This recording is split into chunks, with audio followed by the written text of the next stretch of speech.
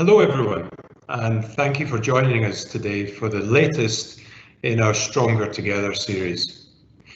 As those of you who have joined us for the previous session with Bruce and Paul will know, we've already discussed a range of topics from rough sales to production, and most importantly, an outline of all the work that we've been doing across the world to keep people safe and support the communities in which we operate.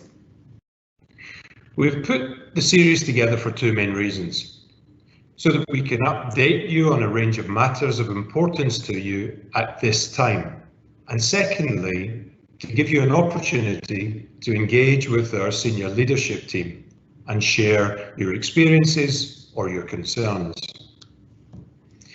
Our intention is not to simply broadcast to you, but instead to start a dialogue.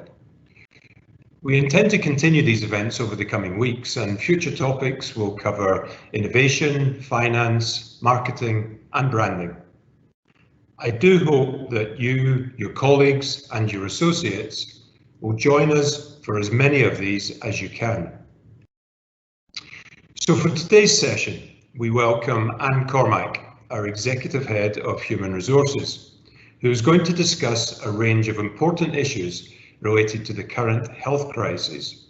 These will include how to maintain employee engagement and morale, provision of PPE and medical equipment, managing work with childcare, mental health and overall well-being, and finally, returning to work and what we are doing to prepare our business for recovery. As we have in the previous session, we will be running a question and answer session following Ann's talk. So please do submit your questions in the question and answer facility, which is on your screen now. You can use this at any time during the presentation. We are happy to answer questions directly relating to Ann's presentation or any other related or more general midstream topics. Thank you once again for joining us, and now it is my pleasure to hand over to Ann. Thanks very much, Bernard. I'd just like to add my warm welcome to everybody to this latest Stronger Together webinar too. So today I want to walk through a few of the things that we're doing, that we've thought about, that we've implemented, in the hope that some of it might inspire you to do the same if you haven't already, or at least share experience with you. So when thinking about caring for colleagues in turbulent times, the first thing was, well, how can we help everyone feel cared for? Because knowing others care about you is undoubtedly a morale booster.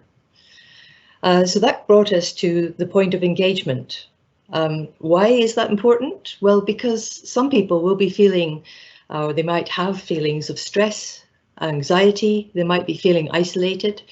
They might be finding it difficult to adjust to the new normal. This might, of course, be compounded by school closures and social distancing measures that keep you away from your loved ones. But at the end of the day, we still carry the responsibility to our colleagues, to communities and customers to pioneer and shape our future. So we looked first of all to our values, our purpose and our ambition for guidance and to shape our approach with our colleagues, customers and communities. Our values, you may well know, but I'll just run through them because they're really worth dwelling on. The first one is put safety first. And of all the things at this time, that's what we're endeavouring to do. The second is to be passionate.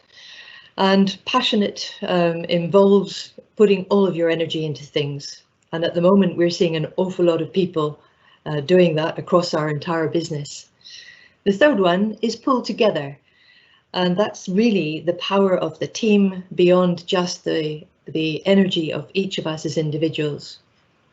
The next one is to build trust. And I hope that by sharing, as we are doing through these series of seminars and webinars, actually that will help to build trust with people beyond our own business and even possibly beyond our own environment and industry. The next one of our values is show we care. So this is what this is all about. And the last one is shape the future. Show we care is about the moment. It's about now. It's about helping people feel we're all in this together and shape the future. The challenge to us was, how do we help people to keep in mind a future that may well look different for us, but actually we can work together towards and build together. So our ambition to be the pioneer of a new diamond world is actually very relevant just now as well. And so is our purpose, which is to make life brilliant.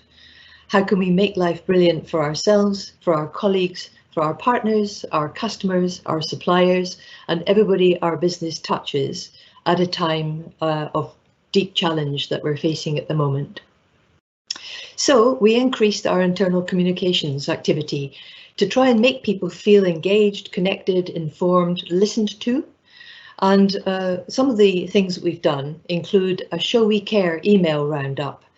So this is about us showing we care, and the roundup shares hints, tips, some best practice, and it helps to hear from one another around the world to leverage the strength of our global team and reinforce that message that we're all in this together. The next thing we did was to establish what we call a COVID-19 hub, and that's on Pursuit Online, which is our intranet. On the COVID-19 hub, you can get all sorts of advice and hints and tips about how to keep yourself and your colleagues and family healthy and well. The other thing we've done is to share some good news stories. They are about things as diverse as the charitable donations we make to Botswana and Namibia. Some successes, very practical successes actually.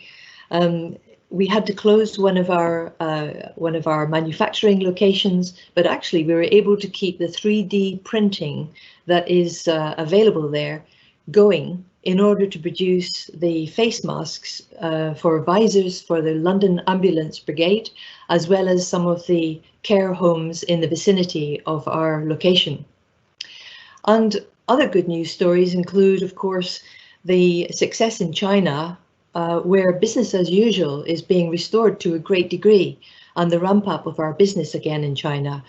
I have to say that's a great example of the light at the end of the tunnel that keeps us all going. And when we talk about listening, we've launched a pulse survey. That's a very short employee opinion survey to understand and improve our responses to the developing situation and how best people want to be receiving information, but also engaging with others across the organization. One of the most important aspects of this employee engagement and trying to keep morale up is leadership, and leadership has a great role to play at the moment. Visible and vocal, so talking to people, listening to people, being visible, and thank goodness we have a video connection to be able to do that. But both internally as well as externally, such as this webinar particularly. Some of the messages through there, through these channels include our Chief Executive, Bruce, who did the very first of these with Paul, my colleague. The messaging contains all sorts of information, but it also is a way of saying thank you to people, because an awful lot of people are working extremely hard at the moment, and it's good to remind them that it is appreciated. A second quite important message was my colleagues and myself on the executive committee have decided that we would sacrifice 20% of our salary for the next 3 months to give a real example that we're in this together and we're trying to walk the talk. A third aspect is lots of enabling, equipping and empowering of the broader leadership across the organisation. So we have a leaders forum on our website with advice and questions and answers of how to handle communications with their own employees. And we have a regular leaders call where we can hear directly from Bruce, but also engage with the broader Exco. And probably the last one to finish on this particular point is we send around an email roundup on a regular basis with what you need to know about the current situation. And that's just giving people a heads up on things that are important to stay abreast of and knowledge that could be useful to them in their daily lives. we talked about, or Bernard talked about earlier, the importance of childcare, and I know many people are in a situation where not only have they got dependents at home who may be of the older generation that need care, but also now that schools are closed, they have younger dependents in the home as well. So we took a view that said, well, line leaders, the leaders in the organization, can take the decision to enable time off, whether half day at a time or whole days at a time, on a discretionary basis, to enable employees to provide care for their dependents. And I think that's been well received as a very practical understanding that people are in different circumstances at the moment. So with regard to the Pulse survey and what we are hearing back from the organisation, I just wanted to share a couple of things with you. We asked people to give a partly sunny or a full sunshine to the question, how are you feeling? And 62% came back with either partly sunny or full sunshine. And to the question, what made you feel this way? Here's a couple of contributions from people. One person said, I rejected the thought of working from home at first, but now I am flourishing in it and doing the best I can with limited resources. And another one said, I still have work to do. I'm happy my family and I are safe and staying together, and it is actually sunny. So we're feeling quite lucky at the moment in the UK because the weather has been good. And another person said, or 87% of people actually agreed with the statement, I feel supported by my immediate supervisor and manager, which is almost a measurement of how well the leadership in the organisation is actually supporting all of our employees, despite not being able to get face-to-face, except virtually. And then latterly, I just wanted to share with you, it's not just listening to colleagues being supported, but actually feeling supported by colleagues. We asked the question, how many people have confidence in the senior leadership team to make the right decisions for De Beers Group at this time? And 91% said they either agree or strongly agree. So for us, we're all individuals and we're all human beings. It's really nice to hear that and to know that we're enjoying the support of the whole organisation. Now, if I just come back to that piece, our first value, which is put safety first, we have a combined effort going on across the whole of the group, from exploration and mining right through the midstream part of our business, including wholesale sales, and the downstream retail sales, to provide personal protective equipment and medical equipment. This is all done in partnership and with the expert advice of our health and safety and our medical teams. Here you can see, for example, Dr. Preston Dowsab at Oranienmund Hospital in Namibia, who is working in partnership with colleagues such as Dr. Tsepo Sedibe, who's based in Johannesburg. And all of our medical colleagues are working tirelessly. They're giving superb support, sharing their knowledge, which inspires confidence in the rest of us. So we're planning for numerous circumstances, including, for example, transportation, managing the interface with our customers, interaction with the communities in which we operate. And our community response team are implementing emergency response plans. These focus predominantly on how we might provide funding, how we can share either medical supplies or personal protective equipment, and especially with ongoing essential services to support public health authorities and the most vulnerable people in our communities, including, for example, in some areas with food parcels. The protective personal equipment protocols are well understood, having been implemented in China, where the retail stores and the corporate office are open again, as I mentioned. But also excellent progress has been made with virus testing units, including in-kind donations to the governments of Botswana and Namibia. And again, all of this helps to build a picture where not only the planning is happening, but actually the fulfillment of those plans mean that people can have greater confidence in what we're doing and how we're running our operation. If I turn then to a holistic approach, so whether, I suppose safety, of course, means physical safety, but safety equally includes the holistic well-being of everyone in the organisation, and that includes mental health and well-being. So to ensure the overall well-being of our colleagues, including their mental health, we are focusing again on our Safety 365 initiative. It's really a programme, it's not an initiative, and it says, I will be our strongest link. That is to remind people that we have committed to take ownership for ourselves and others. We launched it last year, but it's even more important these days. I mentioned that we're all individuals, of course. Some colleagues may be unnerved by this experience or anxious, so it's important we provide the time and the support to build their confidence and trust in the plans and the implementation of those plans and how we're approaching handling COVID-19. We have numerous established initiatives and programs and support which people can benefit from. One is called the Employee Assistance Programme, and that is an external confidential counselling service which is available to employees globally 24 hours a day, 365 days a year, and can be accessed via free phone.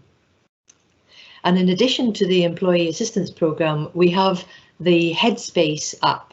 It's an app on your phone which guides you through a process just basically to take a few minutes of peace and calm to regroup your strength during the day and get ready for the rest of the day, or perhaps to meditate if that's something you like to do. On the health front, we also have innovations such as online yoga, which is a new one to me. I never knew you could do yoga online. I'm sure the stretch feels equally hard. And in addition to that, we have a pull together email roundup, and that has a heavy educational angle with online learning pointers for people to think about what kind of new skills, new experience or new knowledge they want to get at a time when perhaps they're unable to work from home and can't get into work, or when they have a bit more time on their hands and they want to perhaps unite the family around learning something new. We also have something called the We Care programme. We're launching an app for this shortly across the entirety of the group, and it's about protecting our physical and mental health during the COVID-19 pandemic. It really covers three main areas, starting with protection, so stopping yourself from getting the virus or those around you, managing your health if you are infected, and then resources and support to manage mental health during these difficult and stressful times. So a huge amount has been done by our safety colleagues as well to create new COVID-19 related policies, procedures and protocols to safeguard colleagues against infection, i.e. prevention, but also through response and recovery. We have what we call TARPs, Trigger, Action and Response Plans in place, and highlights of those include the critical controls, which will focus on educating people, communication and training to colleagues and communities as well. Cordon sanitaire to govern the entering and exiting of buildings to make sure we are socially distancing during that time. Internal to the building social distancing, whether it be a building or a workspace more generally. And that includes hygiene and cleaning measures as well. And clear protocols and instructions in the case of infection, including contact tracing, should there be an infection. And those all come with flowcharts with clear, concise and intuitive instructions, which make them easy to use. Again, a couple of comments from our Pulse survey in case they may help others as you manage your way through this situation. So 90% either agreed or strongly agreed with the statement, the communication from the company helps me feel more confident in the actions I can take for my own health and well-being during this time. And further, 76% of people either agreed or strongly agreed that when changes occur, my team is good at discussing the impact that it will have on us. I think we still have a way to go there. To have those open and honest conversations within the organisation about the changing environment around us. But no doubt there's an order of priority in which leaders will be having these conversations. So that's what we're doing in terms of holistic health and well-being. And all of this, of course, is with an eye to the future, so shaping that future and planning our return to work. So our current action plans have been reviewed in readiness for recovery and restarts, and to address the increased risk exposure due to recent circumstances. I mentioned we have wide-ranging policies, procedures and protocols in place, but we have definitely leveraged those learnings from China, and I hope you can see some of the photographs sent to boost morale from our colleagues in China who are getting back to work. As part of the restart process, one of the most important things we learned was to encourage employees to volunteer to staff our buildings, and that in shifts. So we keep the shift operation whereby 50% of the people remain at home, others come into work, and they come in on a voluntary basis. So those who are vulnerable themselves for health reasons, or who have people at home who are vulnerable and who can continue to work from home, are encouraged to do so for the time being until we get back to something much closer to normality. We've also developed advice regarding transportation, whether that be De Beers Group transportation to get to operations, or actually the use of public transport to get to your work location. And that advice is very practical and has been put to good use in China. We've also summarised our actions in an aide-memoire. I think learning from China, we underestimated perhaps how long it takes to reopen an operation. You can actually close it down much more quickly than you can reopen it. So we're using the aide-memoire with timelines in it to provide a high-level summary of the restart activities and considerations that are happening across De Beers Group, and to prompt planning well in advance in readiness to open our buildings again. Of course, we continue to work with our host governments and to support the social distancing measures under lockdown, but we are pursuing economic activity where it's safe to do so. Some examples of that include in the upstream, where our restart planning is progressing well, and we're back in production again at Venetia mine in South Africa, for example. There have been some really good lessons learned there regarding safety checks and the practical management of people and logistics. In the midstream part of our business, we continue to sort diamonds where we can, and our colleagues in Namibia were able to reopen their location on Thursday last week. And we have plans and the personal protective equipment ready for our main centre to reopen again in May.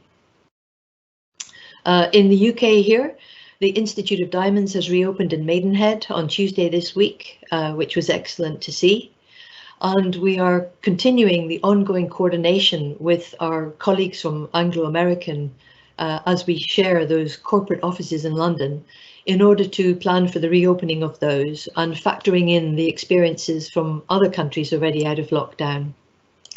And finally, but by no means least, as you can see from the photographs in retail, we're using those examples from China and the experience and learning and advice to plan not only ongoing conversations with our store landlords about reopening our stores, but also to learn from the experience of the stores being open in China and handling customers. I'm glad to say we now have 16 directly owned stores open again, and we continue to learn from their experience, as I mentioned.